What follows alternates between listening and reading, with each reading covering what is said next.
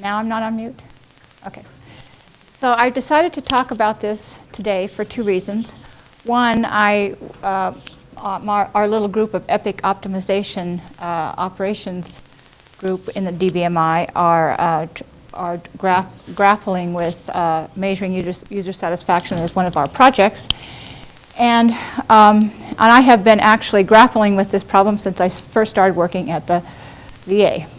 And I tried to put forward in the projects I did there things I'd learned in psychology in terms of psychometrics and design and measurement. And I'll sprinkle this along as I talk, but it just did not work well. So part of this is lessons learned over many, many years of doing this. And the other part will be a bunch of theoretical stuff, and then I'm kind of going to put forward an idea and that I think is a way forward for the whole field to go, and I hope you participate in the dialogue about that. So this is kind of an overview what I'm going to talk about. I'm going to skip over the literature a little bit just to mention it, talk a little bit about theories, and then talk a little bit about an alternative view. So this particular example, which I was going to detail out a little bit more, but I think for purposes of this presentation it's better that we don't see all the data, was a study in Palo Alto where they designed a medication and decision support ordering system using a GUI in a time when the VA used the roll and scroll system. So, and orders were still written on paper. And so they did a user satisfaction assessment before, which included a lot of usability components, before they implemented by having people being exposed to it during training. And then they implemented, and then they followed the usage of the product over 3 months. And probably I would say, they could say maybe 85% of the medication orders were written in the new system, the GUI electronic-based system. The first 4 days, it dropped to 50% the next 4 days. It dropped to 20% the next 4 days, and it went to 0 by the end of 2 weeks. So when they did their assessment at the end of 3 months, they had 0 usage of the new system. However, even though they compared the user satisfaction of the old and the new with the instrument, they showed that the new system initially was rated better. At the end, the old system was rated slightly better, but still, everything was kind of in the middle. They were all kind of rated reasonably, moderately well. And I remember looking at this study thinking, well, that's just useless data. First of all, it doesn't correspond with the actual behavior. So if you were an implementer, with this information, the data you needed to know was the fact that they weren't using it. And the user satisfaction instrument did not tell you a thing about why. I mean, it just basically, because they said, well, it was on a 1 to 7 point scale, it was about a 3.5 in usefulness and usability. And that was before, and then it went down to 3.2 after. It just didn't tell you much. So I did a quick review of all studies published this far, 2015, that measured user satisfaction of some IT health system. There are about 32 studies. Most people used intention to use as the metric. And these two things, intention to use and adoption, are both come under the general category of adoption. So adoption behavior and intention to use. And then information performance, which I broadly describe as, did it give me the information I need? Could I use the information that they used? Was the information relevant? Was it accurate? And then only about 15, half of them had any theoretical background. So even if they didn't have a theoretical background, their whole focus was on adoption, as predicted by these user satisfaction instruments. And nobody, 7 of them measured behavior, but nobody correlated the two. Nobody said, what's the relationship between adoption and behavior? So I did this work a while ago, but I re-updated it. But basically, user satisfaction is used for 2 reasons. One, it's thought to be a proxy for adoption. If we measure user satisfaction, we're measuring users' adoption. I can prove to you that we're not. So that's just one thing. And then also, what is adoption, which we'll talk about in a minute. The other, this is more in the business world, but the other reason it's a proxy for effectiveness. Does the IT intervention improve work effectiveness, users' effectiveness at work? And we don't do that too much. Some people are doing a little bit of it, and that's one of the directions I'd like to go to. So what is adoption? Now, I'm going to go through a string of behaviors, theories. I don't want to go into them deeply, but I just want to show you, because as you do your research, all of you, I promise, almost everybody, who in their design of their wonderful products are going to hit a point where they have to deal with users, and then they're going to come to me and say, at the very last minute, how do I measure user satisfaction? What am I, because I need to measure this in my proposal somehow. And so then they're going to be, and then I'm going to have to talk to them about different theories and what exactly are they doing. So in this case, what is adoption? Well, intention to use. You'll see this in the theories that I'm going to describe in a minute. It is the most common proxy for adoption. Can anybody think, I'm not teaching a class here, but what's the most likely problem with intention to use in our settings that we live in? I'll just let you think about it for a minute. And then it's because, what? They have to use it. Usage is mandatory, so it's a very poor metric, intention to use. And then how about usage and behavior? Now we could talk about that. We could talk about adoption, but is it the number of providers who are using it, clinicians, or is it the proportion of time they're using it, or is it the proportion of tasks they're using it for? I don't quite know what usage means. If you use log files, like time on task, time in the system, that's a very poor metric, because sometimes people spend a long time in the system just trying to figure out how to use it. So the time in the system does not reflect adoption. One that's a little bit better is customization. If you, and I'll show you an example of one of my studies where I did that, you can see exactly how they adapt the system to their own processes. That's a sign of adoption. And then we'll talk about a lot of theories. So the first one is Diffusion of Innovation by Rogers. Rogers is a sociologist. He crossed thousands of studies and looked for common themes about how new things were adopted. I'm only showing you this little curve because you'll see it. These are early innovators, early adopters, early majority, late majority, and laggards. And over many, many studies, this is the distribution. It produces a normal curve of adoption. I think that's interesting. So clearly, if you wanted to measure adoption, you might try to be more precise by saying, am I hitting the top 84% over here? Because we're only thing that's left is the laggards. No, it's a histogram in a way. It's the number of people. It's a cross section after innovation has occurred. Actually, I don't actually know if it's time or if it's just proportion at a certain time. But I think after you've gone through a certain amount of time, you have 16%. And I think it's cross section after innovation, because after it's all over, they'll have 16% were the very slowest to adopt. A fixed pool of users. That's another issue. Which, in many cases, that's not the case. No, you don't know. Right. Well, you have to figure out who the users are, but you're right.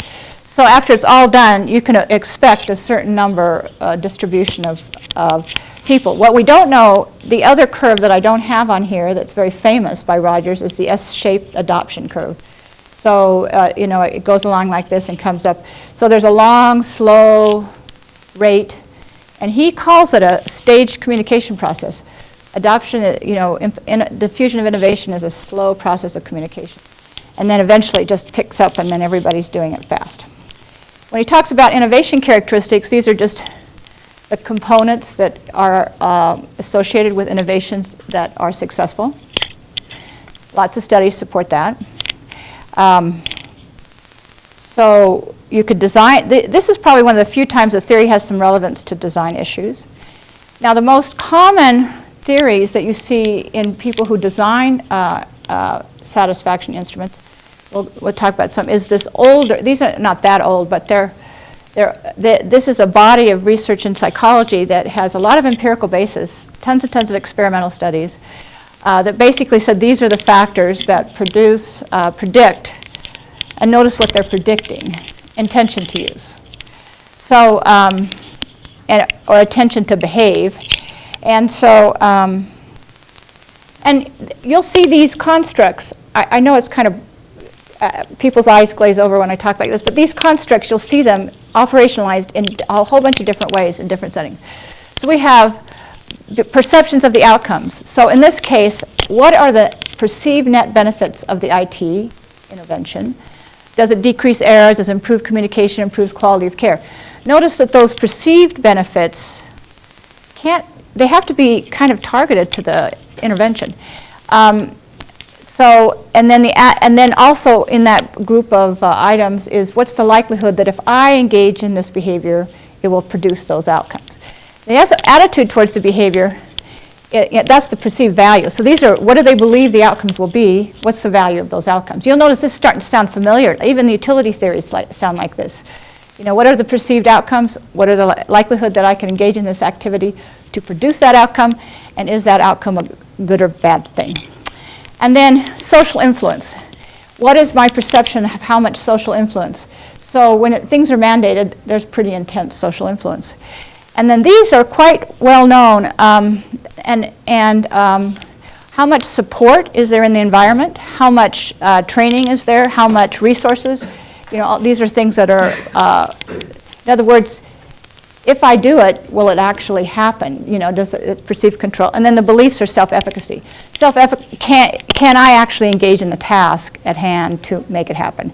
Self-efficacy strongly predicts behavior, but usually only at the beginning. So this is a model. People spend a lot of time in IT validating this model. They say, oh, yes, indeed. Social influence, effort expectancy, performance expectancy, all of these things relate to behavioral intention. I would say that's just nice to validate a model, but I actually think these models have been validated and developed just fine in the psychology literature. We can apply it here, but I don't think it's our purpose to validate this model anymore because I think it's pretty well clear. What we need to do is adapt it to our needs. Now, another one that's much more targeted to the technology world, which many of you probably are aware of, is technology acceptance model. Now, Davis et al. Group developed this. It's been expanded, and then we have another one coming up that's an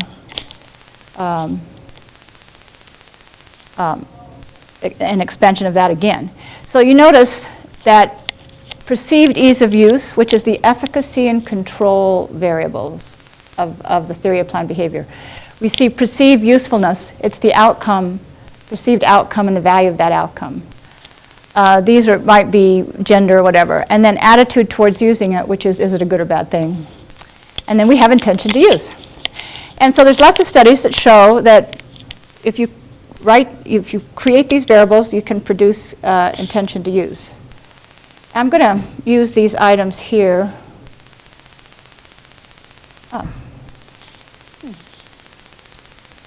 This is a system usability scale. And these are the items on the scale.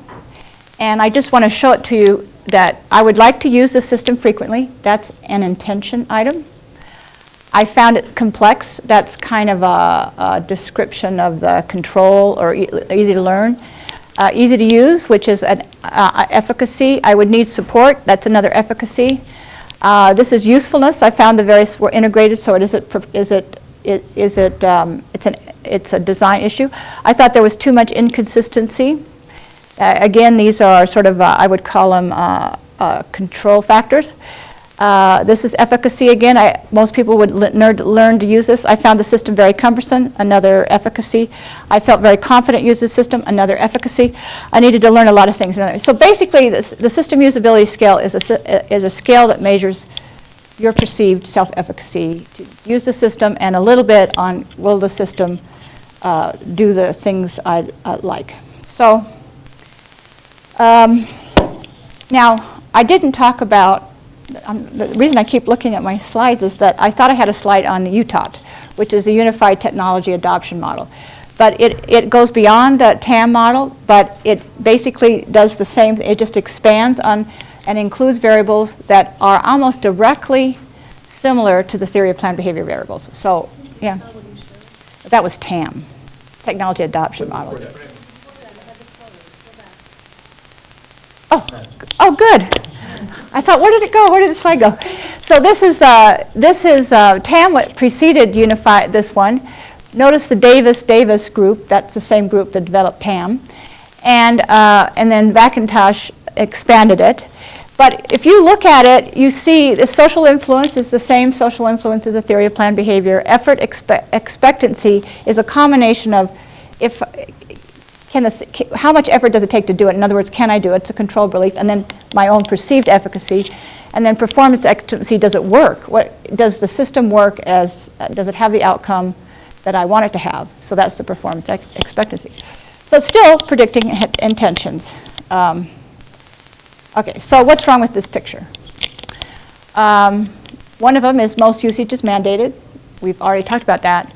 Adoption measures are not correlated with outcomes. And in the literature, I mean, I actually think it might be time to write a review or something. In the literature, they do not correlate adoption with any forms of adoption with these measures. Now, those of you who are quantitative, do regression models and stuff like that, many of these things are adaptable to that. You can use these measures. You can create regression models. You can predict attention. You can predict behavior. And then you can even predict outcome. You can use, and there's a couple people who advocate possibly using adoption as a mediator in these models. So it's possible. But right now, the models we're using were developed to not predict these things. Is it making my decision better, workflow more efficient, or enhanced coordination? In other words, when we design information systems in electronic medical record, we're designing it to do these things. We're not designing them to increase efficacy on using the system. We're not designing it to improve social influence. So we need to create models that predict these things and then at least evaluate these things. The other thing is, it's very hard. You saw the SUS model and even the UTOP models. It's very hard to take those results and put them into a design system. I mean, you can't, how do you use that? How do you link usability over here and these user satisfaction over here? It's this huge gap, you know, you can't, the results are too general. The other problem is that the results are always in this range, 3.2 to 4.2. So, yeah. You have this conceptual model, and you need to measure those things. Because those definition of how you measure those things are somehow arbitrary. Well, they're not too arbitrary because I'll show you. There are more than one choice. Well, you have to validate. I'm going to show you a study where I validate. You have to validate the way you measure them. My problem at the beginning of this talk is we are not choosing what we measure at all. And so if we want to measure how users are satisfied with a system, or why do we want to use it? Do we want to use it as a proxy for adoption? I'm arguing no. Do we want to use it as a proxy for effectiveness? I'm arguing yes. Well, then what is the system supposed to be effective at? And all those models I described, which by the way have been sucked up by the informatics community without much thought, they all measure adoption, and adoption is not even what we're that worried about actually. So anyway, this problem here is, so you can use it to compare across systems a little bit, but it still isn't useful for design issues, for implementation information, for improving support. It's just not useful. So a proxy for effectiveness is one way to move forward. I'm not alone in thinking this, but it's extremely undeveloped in the informatics world. So system performance. there's all kinds of ways to measure symptom performance. People who design and implement systems actually do often measure those.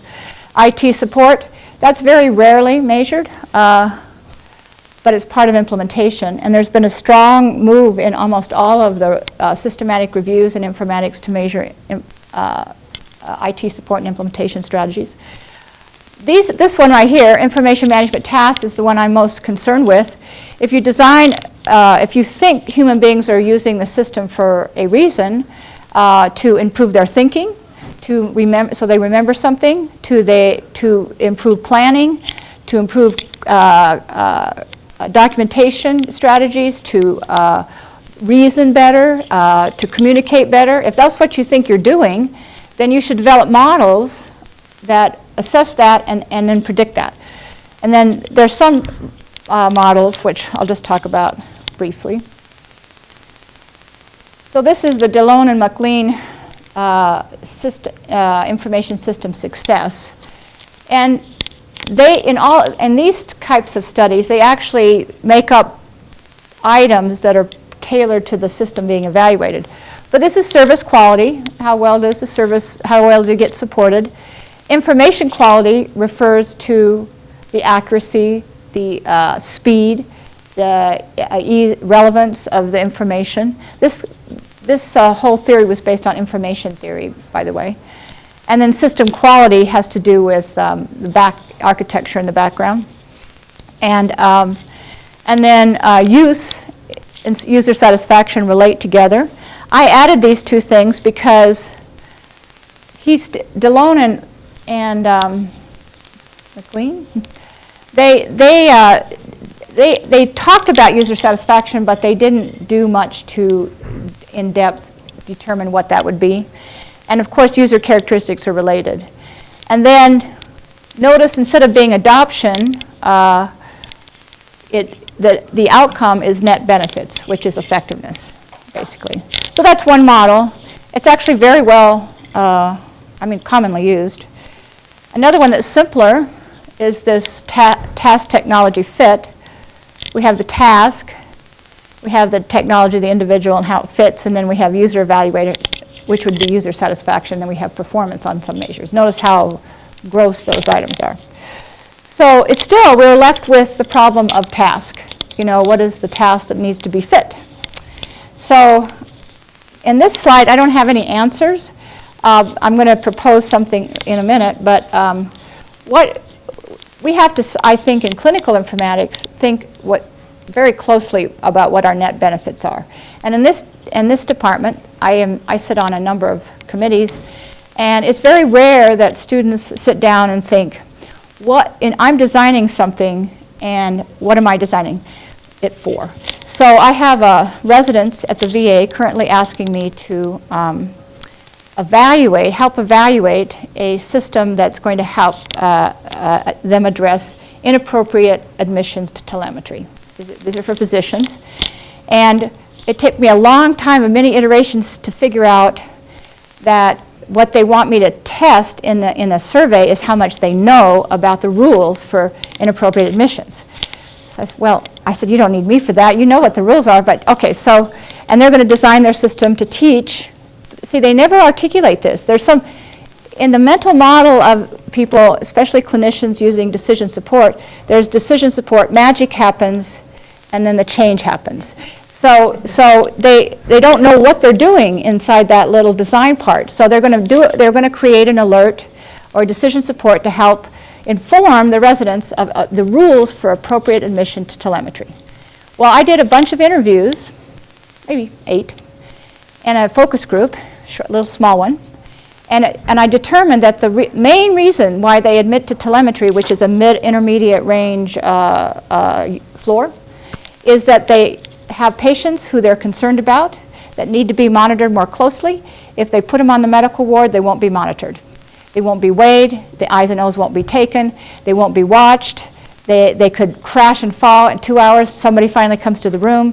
So they put them on telly so that at least if their heart rate will be monitored, but they might not even be there for heart rate. They're there for kidney failure, they're there for many other things, but they're moderately sick and they're not sick enough to go to ICU. They can't justify going to ICU, so they go to tele. It's all about nurse monitoring.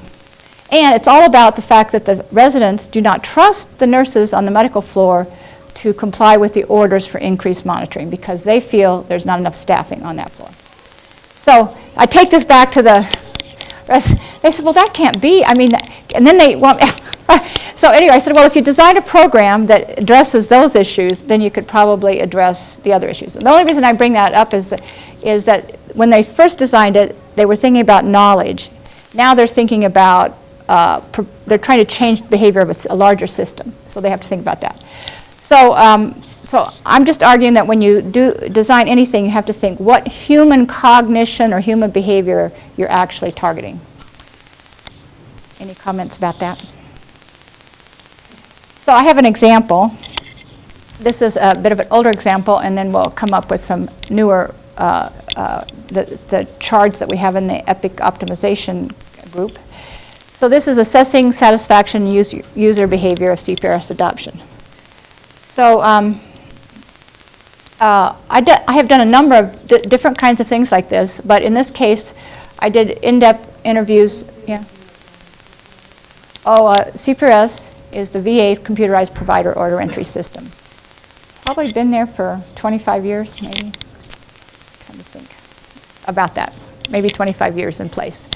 And it's a both inpatient and outpatient system. It has a number of decision support algorithms. It includes electronic documentation, as well as ordering, as well as consults, as well as most things you need. So basically, physicians do not write their orders on paper. But in working with the development team, when they were first developing this, I spent 2 weeks in 2 different clinics, primary care clinics, following physicians around, following nurses around, following patients around, trying to figure out where they were looking for information and why. And then I did what I call action identification interviews, and I'll talk about more in a minute. And then we did sort of a qualitative analysis in terms of content, not necessarily themes. And we generated 34 items. We did a factor analysis with 360 providers, and we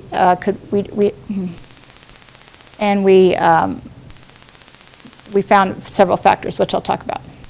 So the theory of action identification is a psychological theory, and it's interesting because it directly addresses the problem of tasks. What tasks do you think you're doing?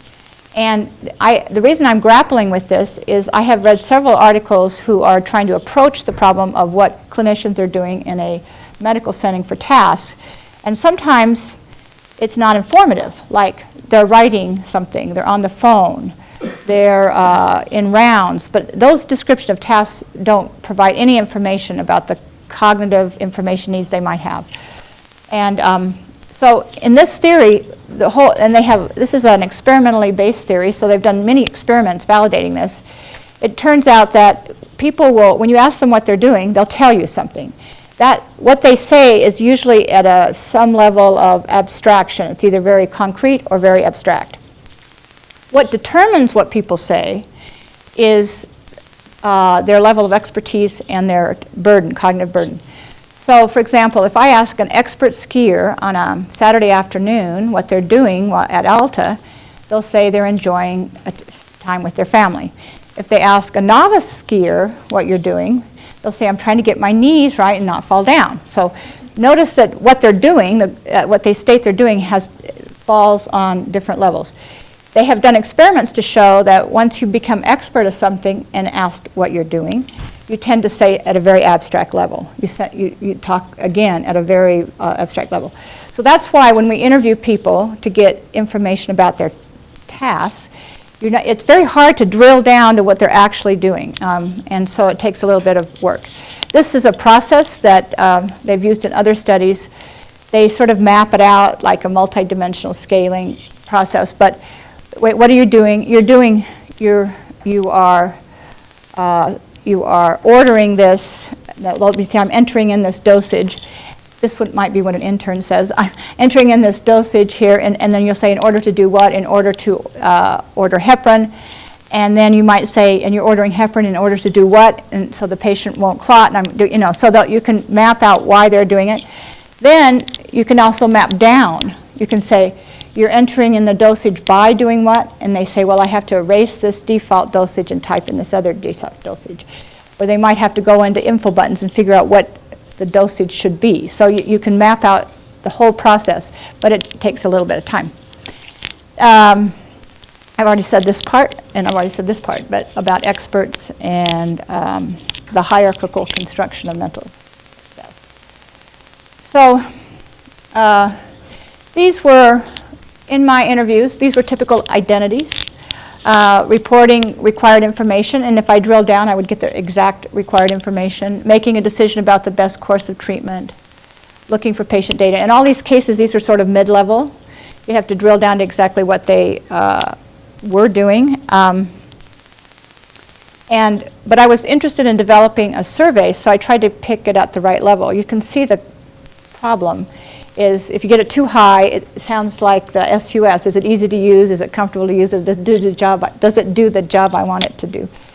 So, so I did we created these items. We created about, you can see the number of items that I created on the bottom. So I created 6 items, 4 items, 5 items, etc. And the items that loaded on the factor analysis. Now I'm not going to go into what factor analysis is, but it's a quantitative process of showing the latent structure in a survey. So these were the factor, and in a factor analysis, like many things, you have to look at the way things cluster, and then you have to name the cluster. So I named the clusters. This is patient assessment, which includes things like what's the patient here for, what's the patient history, how long have they been here for, what's the chief complaint, what's the history. And then data integration was how well can I correlate patient preferences with the medication they're on, or a lab value with what the patient's on. Communication is the same, how well can we work together as a team. And work compliance, can I follow the policies and procedures involved? Tracking workload is how much work am I doing, what's my panel size? And learning new information, which by the way, didn't have a factor. The info button, probably, for some reason, the questions about looking things up on the internet or looking things up to answer questions didn't hang together very well. So this was the procedures. This part I'm validating the instrument, and so I'm trying to compare it with other instruments. So we have all of these different types of providers. It was pre-post implementation.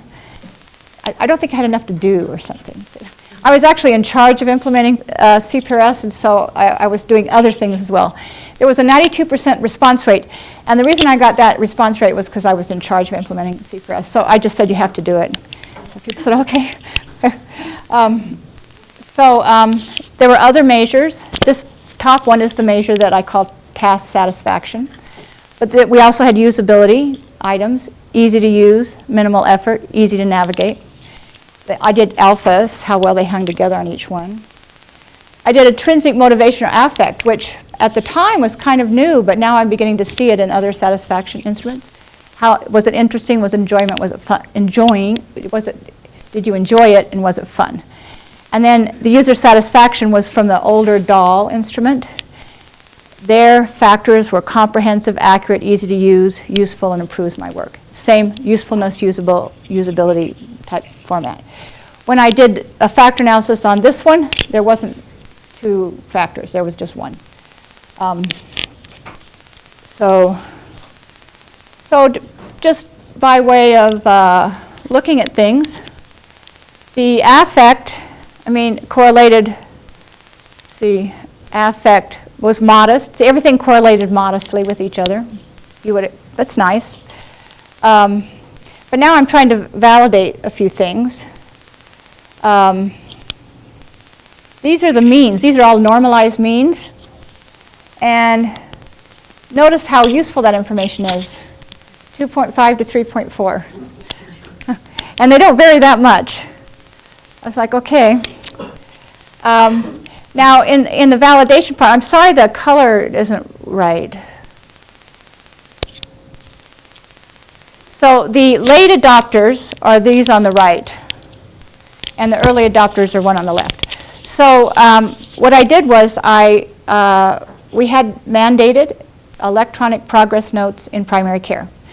And we gave training, we did everything. Nobody was doing it. The deadline is July 7th. They're going to have to do it. They no longer can write their notes, progress notes on paper. And so, but I can tell in the background, I can watch who's writing electronic notes, because I only have so many primary care docs, and so I can track them. And so I defined an early adopter as somebody who started writing electronic notes a week ahead of time. And a late adopter was the one who started doing it on the day that it was required. So what this is right here is showing that each of these measures correlate or predict, discriminate these two groups. This one was quite close, and affect was the one that discriminated the two significantly. So task and affect, but affect was significant. So if you have any questions, just raise your hand.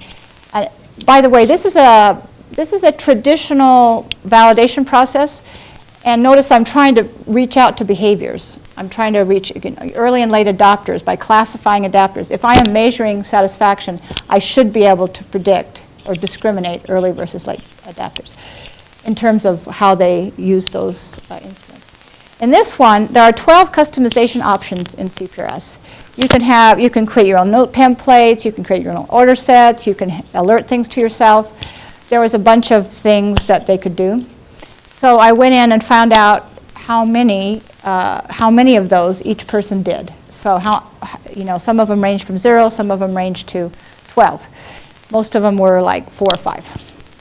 And then I correlated that number with my different instruments.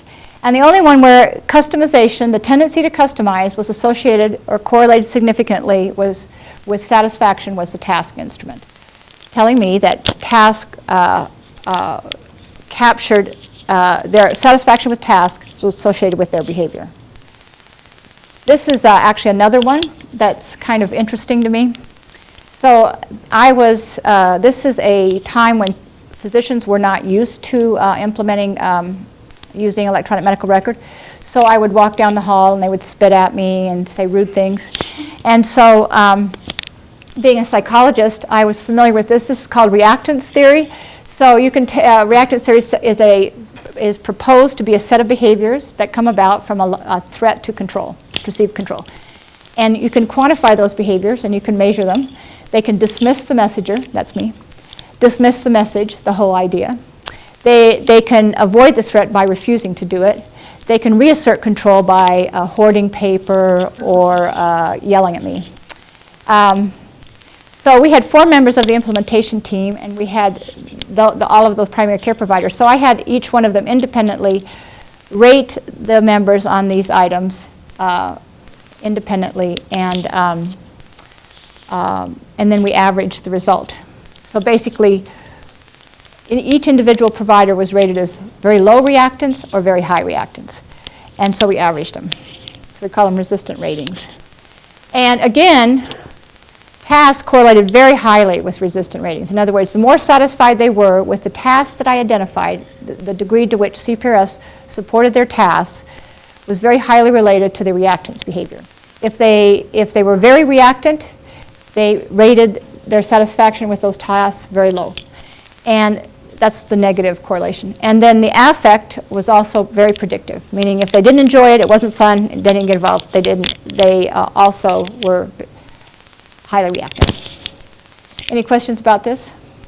I just think it's clever. I'm focusing on behavior. So for those people in clinical settings, they might be familiar with stages of change, but it's a famous kind of process of change. And they have 4 areas. PreContemplation means you haven't even heard about the problem yet. Contemplation means you're thinking about the pros and cons. Action, you've formed an intention, you're making plans. And maintenance, your behavior is well in place. So I presume they'd been thinking about it because it was mandated. So I had them check which one of these they fell into. It's just basically say, I am like this or I am like that. I use the system because I use the system only when I have to. I begin to integrate using the computer in my daily work processes. Even if the systems were not mandated, I would use it. So they had to say they were one of those three. So then I looked at my different instruments, and I tried to see which discriminated each of those groups. And this is the instrument that could discriminate the four groups, or the three groups. So, and affect did the same.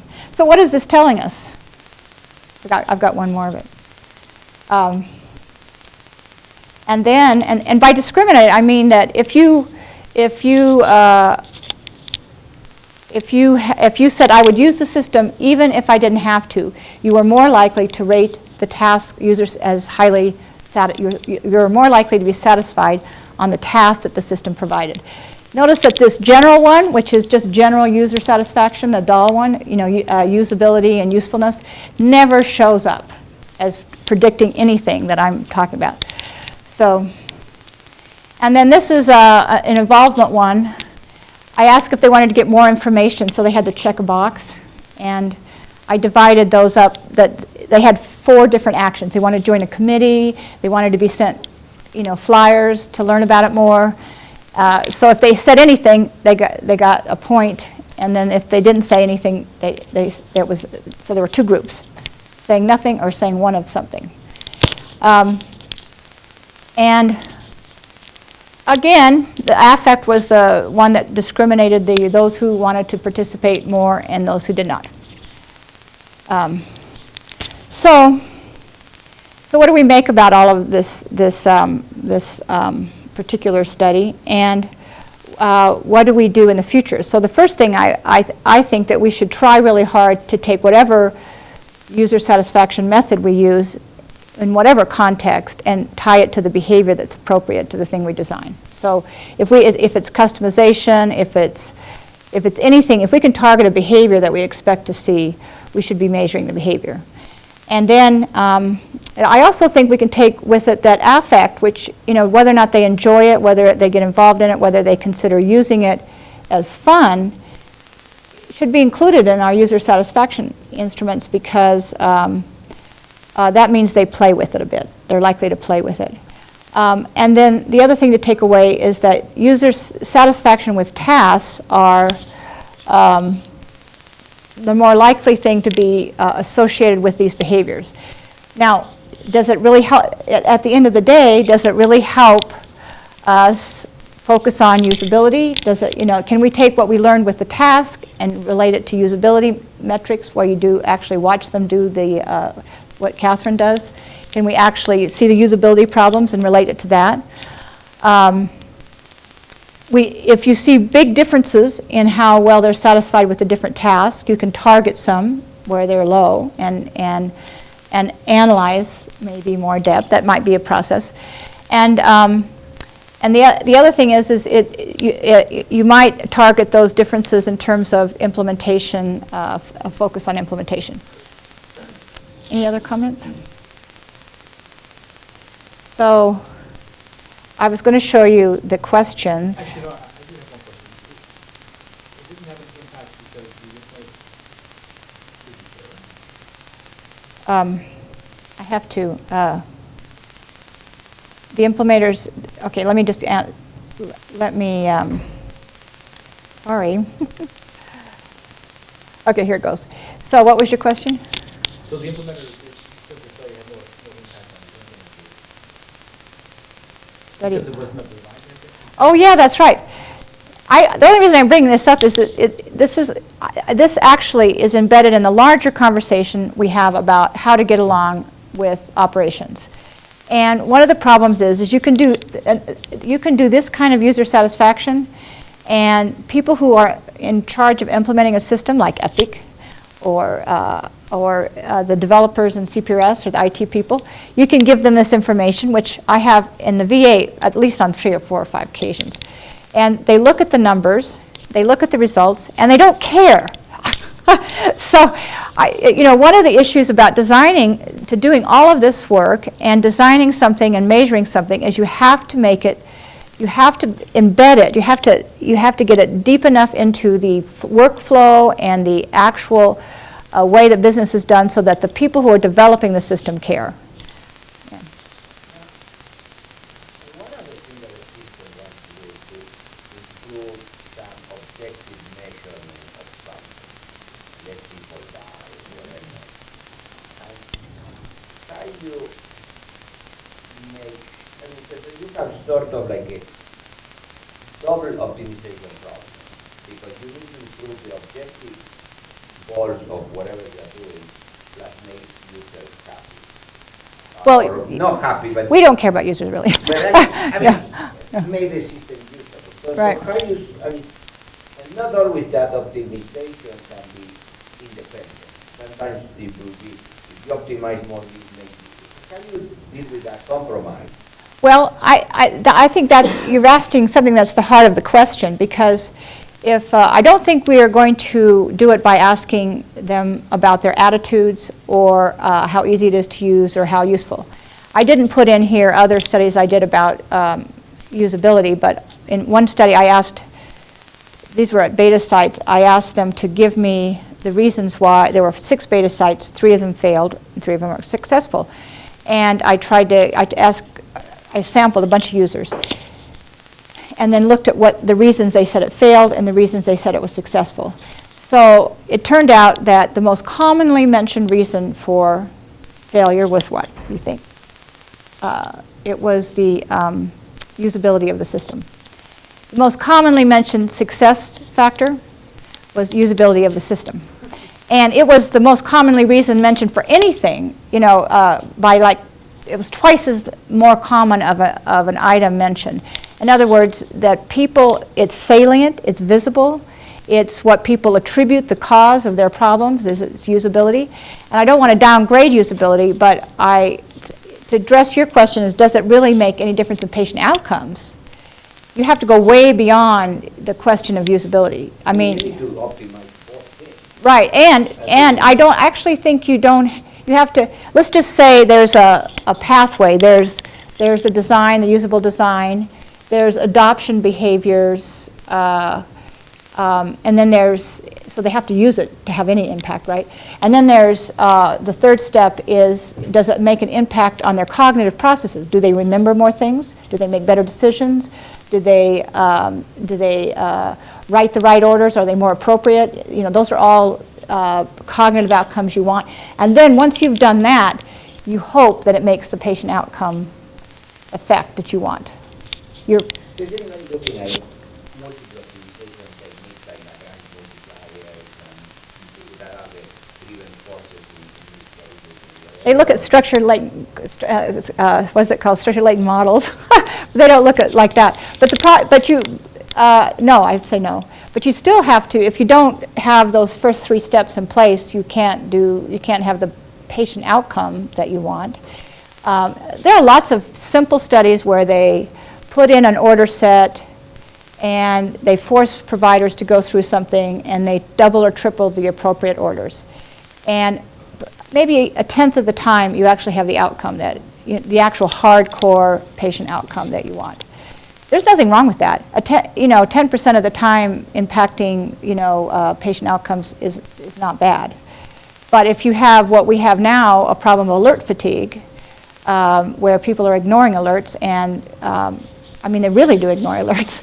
They just whiz by them. Yeah, and Catherine can tell you. They literally don't even look at them.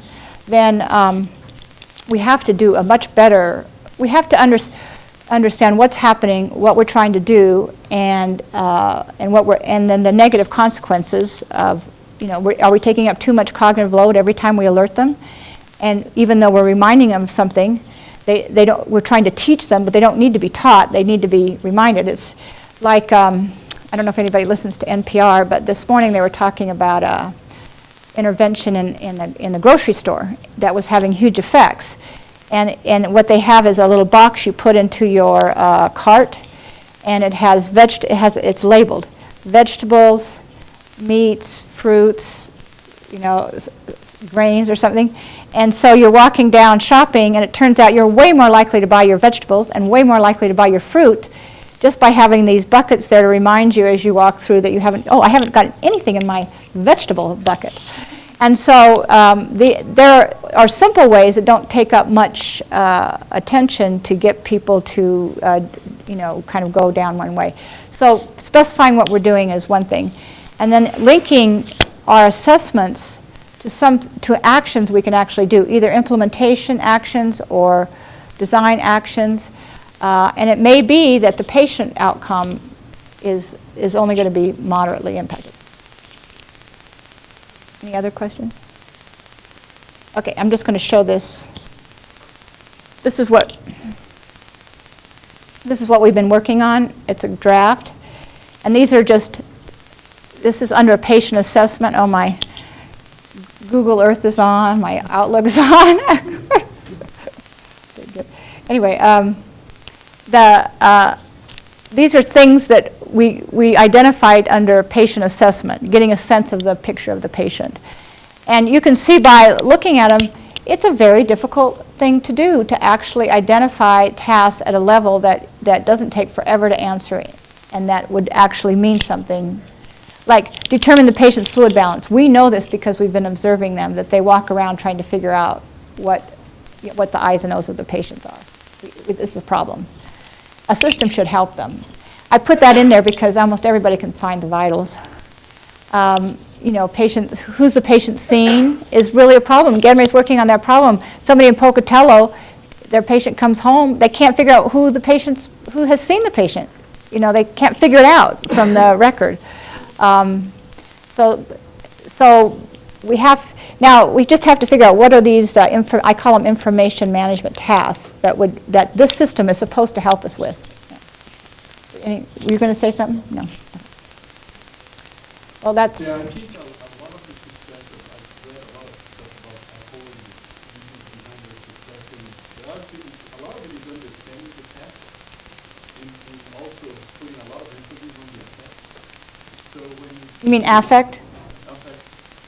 The iPhone, for example. Like they enjoy it. Yeah, I do. Yeah. It's enjoyable, yeah. It looks nice. And, yeah. There's also the iPhone, the idea that people would start using it because it joins music with your phone and your camera, so you don't have to have multiple. Right.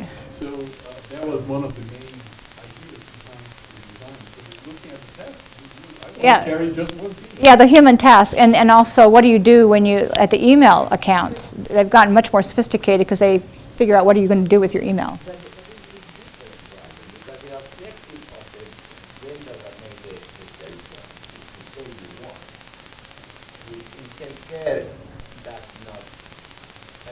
what we are in the big mess that we are in self-care. What we are trying to do one more procedure to you. The optimization problem in healthcare is much more difficult because it's a much more complex problem. Now, I don't disagree at all. I think that's why I use this example of how we're trying to figure out the tasks and how we would move forward with actually doing it in a way that would resonate, that would work. That we could take the responses to the task, we could do an intervention. The intervention would, this assessment instrument would detect the intervention, would have an impact, and we could use those results to make the full circle back to design.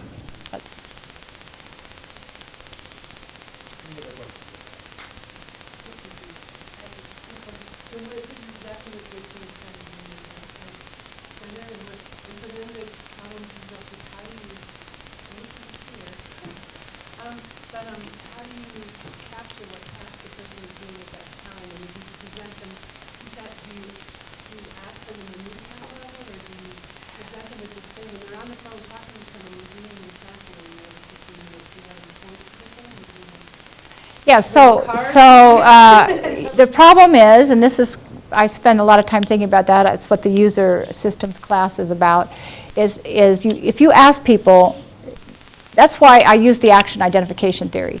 asking people will give you one level of what they're doing, but you don't know how the other task proceeds. So you can ask a lot of people, and then you can do what's called multidimensional scaling and just clump them together so that you have different levels of the task. That's a lot of work, and in a healthcare setting, there are many, many tasks. So, and so some of it's just going to be an empirical, iterative process of figuring out what people are trying to do. So.